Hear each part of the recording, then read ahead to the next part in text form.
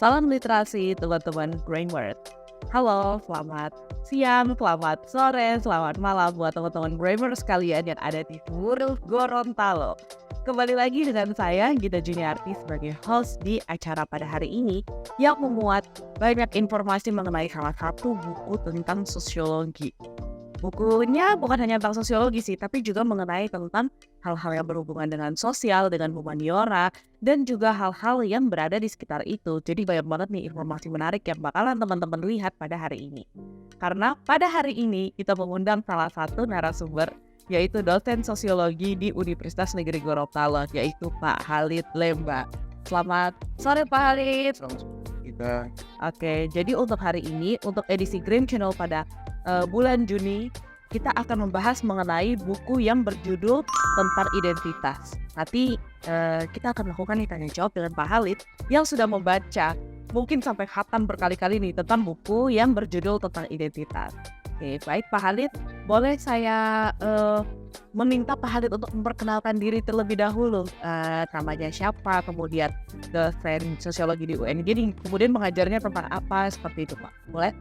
Oke, Mbak Gita, selamat sore teman-teman BMX. Saya Abdul Halid Lemba, biasa dipanggil Halid, mengajar di sosiologi. Beberapa mata kuliah yang saya ambil itu seperti pengantar sosiologi, kemudian ada sosiologi gender, dan ada beberapa mata kuliah soal etnisitas dan konflik agraria, seperti itu. Oke, jadi untuk yang pertanyaan pertama nih Pak Halid, terima kasih sudah hadir di Grains pada hari ini. Nah, yang ingin saya tanyakan yang pertama, boleh diceritakan terlebih dahulu mengenai buku tentang identitas ini? Ya, pertama buku soal tentang identitas ini, dia adalah buku terjemahan yang ditulis oleh James Barnes. Ini mengulas tentang banyak hal.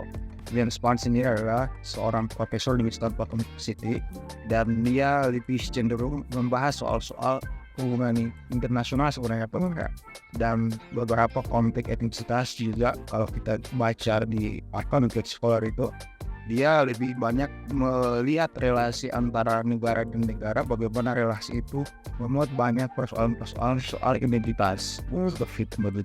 Mengapa sulit untuk mendefinisikan identitas Pak Halid? Ya, Mbak, benar sekali, itu pertanyaan yang sangat menarik. Mungkin dari saat kita mengenal diri kita sendiri, bahkan kita sulit untuk mendefinisikan identitas. Mengapa demikian, Pak? Karena identitas itu adalah sebuah konsep yang abstrak, gitu. Semua orang bisa menafsirkan siapa diri mereka sendiri, siapa kelompok mereka, dan sebagainya. Bayangkan kita diberikan oleh yang maha kuasa itu soal-soal, gitu, dan kita sendiri yang harus menjawab, gitu, memaknai hidup itu dan lain sebagainya. Kira-kira seperti itu. Kalau kita belajar soal identitas itu banyak ya, Mbak, kita semuanya, identitas gender, identitas nasional, identitas pribadi, identitas personal, identitas sosial, dan sebagainya. Karena dari sudut mana kita melihat ini soal identitas, apakah itu dilihat kita memakai sebagai variabel yang dipengaruhi atau variabel yang mempengaruhi soal identitas ini? Kalau berbicara mengenai identitas, berarti kan misalnya seperti identitas saya nih, saya Gita, saya perempuan, saya berdomisili di Gorontalo, itu kan identitas. Ya. Nah, bagaimana sih pembentukan identitas itu Pak Halid? Pembentukan identitas itu, kalau kita baca di James Barnes, dia membagi dalam dua konsep besar. Pertama, identitas personal, kemudian identitas sosial. Identitas yang ditanyakan oleh Mbak Gita tadi itu adalah identitas pribadi, identitas personal.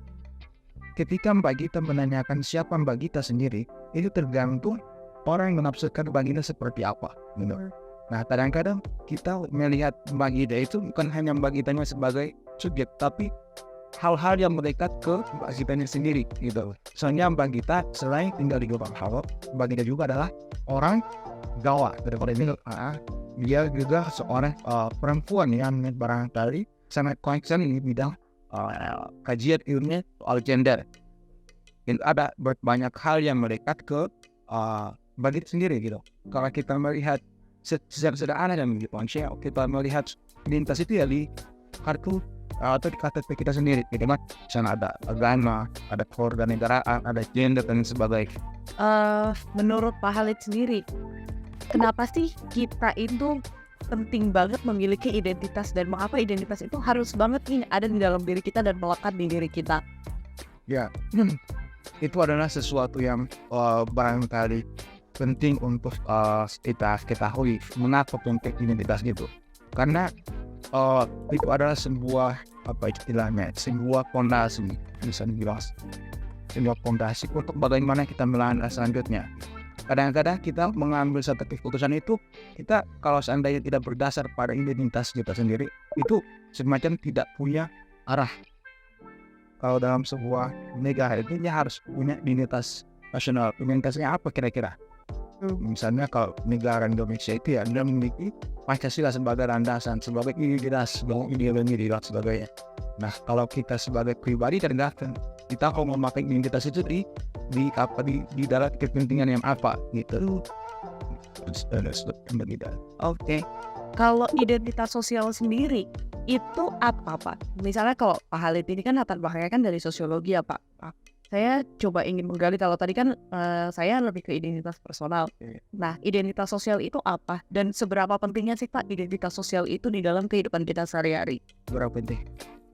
Sebelum saya akan membahas seberapa penting identitas sosial itu, sebenarnya identitas sosial itu adalah kategori-kategori atau kategorisasi yang diberikan kepada kita oleh lingkungan kita sendiri. Itu kategori-kategori itu. Di dalam kategori-kategori itu ya ada norma dari sebagainya. Makanya kalau kita membahas setelah membaca bukunya James Barron ini, ada banyak hal yang barangkali bisa dirujuk buku seperti Amartya Sen, ya kan, Will Kimika, dan beberapa tokoh atau beberapa ahli yang barangkali penting untuk melihat bagaimana biasanya identitas itu terbentuk dan seberapa jauh identitas sosial itu penting untuk kita pelajari gitu. Nah, identitas sosial itu sebenarnya adalah sebuah, kalau kita bisa bilang itu adalah sebuah ketahanan sosialnya kita, bagaimana kita bisa semacam memfilteri hasil hal-hal yang barangkali tidak sesuai atau sesuai dengan istilahnya identitas kita sendiri. Pertanyaan saya selanjutnya, bagaimana bisa menjelaskan tentang tindakan-tindakan melalui identitas? Tindakan melalui identitas. Iya. Tindakan-tindakan yang melalui identitas ini sebenarnya akhir-akhir ini sangat kerap kita lihat secara seksama. Soalnya soal identitas itu susah. Pertama dia susah didefinisikan, kemudian dia semacam terjadi di mana-mana gitu. Makanya hal itu baik itu mungkin komunikasi, sosiologi, politik, mendefinisikan itu berbagai macam perspektif. Tapi sejauh apa tindakan itu? Kita harus melihat tindakan itu dalam perspektif pengetahuan. Kalau dalam sosiologi ya tindakan sosial, tindakan sosialnya Weber misalnya, tindakan rasional nilai atau rasional instrumental. Tapi kalau kita melihat sebagai dalam sudut pandang mungkin antropolog misalnya, bahwa identitas itu akhirnya membentuk semacam the others, the others. Siapa saya dan siapa mereka.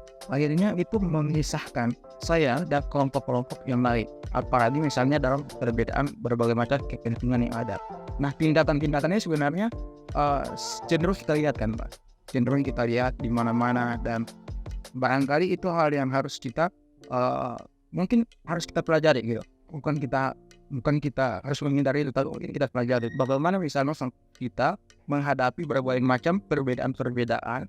Kemudian perbedaan ini hanya membentuk satu konsekuensi dari konsekuensi tertentu, perpecahan yang mungkin yang ada gitu. Tindakan-tindakan itu mungkin berawal dari kesadaran kita kira-kira begitu. Nah, kalau saya mau coba menanyakan nih Pak, karena tadi Pak Halid ini ternyata juga mengajar sosiologi gender.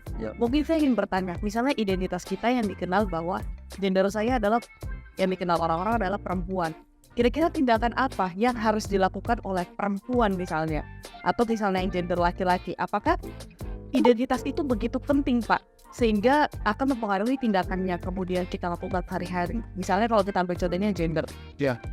Yang Mbak kita pertama itu sangat penting dan sangat mempengaruhi kita dalam berinteraksi setiap hari. Misalnya ketika saya mengajak gender, bahwa yang harus saya pastikan terlebih dahulu bahwa gender ini adalah persoalan kesetaraan, bukan persoalan seks antara laki-laki dan perempuan. Nah setelah itu saya akan mengatakan bahwa sebenarnya hal yang terpenting ketika melihat identitas itu bukan hanya sebagai siapa laki-laki siapa perempuan, tapi bagaimana kita melihat manusia itu seutuhnya gitu. Bukan hanya dia laki-laki atau bukan hanya dia perempuan. Seperti itu, Mbak. Oke. Terakhir nih pertanyaan saya adalah, apa manfaat dari belajar tentang buku yang berjudul tentang identitas? Manfaat belajar buku ini sebenarnya kita lebih banyak mendapatkan diri kita sendiri, bagaimana misalnya kita mengkonstruksi identitas kita, bagaimana kita mungkin bergaul dengan orang lain, ya kan? Artinya ada sesuatu yang barangkali ketika kita membaca ini kemudian muncul kesadaran, oh ternyata seperti ini gitu, bahwa identitas itu memang dia beragam gitu ya. Dan harusnya keberagaman itu bukan hanya menjadi satu perbedaan, dan kemudian perbedaan itu menjadi semacam masalah antara perbedaan antara kelompok satu dan kelompok lain, apalagi kalau dalam membedakan pergaulan, apalagi soal yang harus bersifat inklusif dan eksklusif seperti itu, Mbak. Oke. Nah, ini mungkin pertanyaan terakhir saya sih, Pak. Apakah identitas seseorang itu bersifatnya abadi?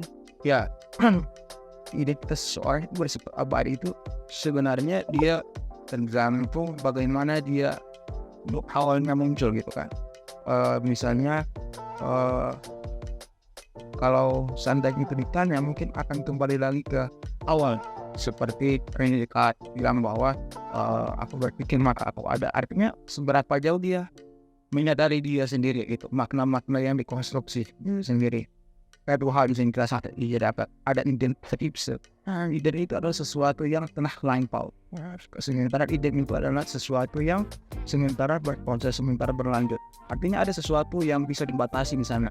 Ada yang berubah, ada yang sudah selesai. Gitu. Jadi kita simpulkan bahwa identitas itu tidak bersifat abadi dan bersifat abadi. Oke, berarti ya apa yang sudah berlalu, ya mungkin itu identitasnya dia di masa lalu gitu ya Pak. Oke. Baik, terima kasih Pak Khalid untuk sharing-sharingnya pada hari ini tentang buku yang berjudul tentang identitas. Jadi teman-teman Grammars penting banget nih, bahkan identitas saja nih dalam kehidupan sehari-hari. Mungkin kita menganggap itu tuh hal yang remeh ya, yang kayak, oh ya sudah nama saya adalah siapa, agama saya adalah siapa, dan semuanya tertulis di dalam KTP atau di dalam kartu mahasiswanya teman-teman.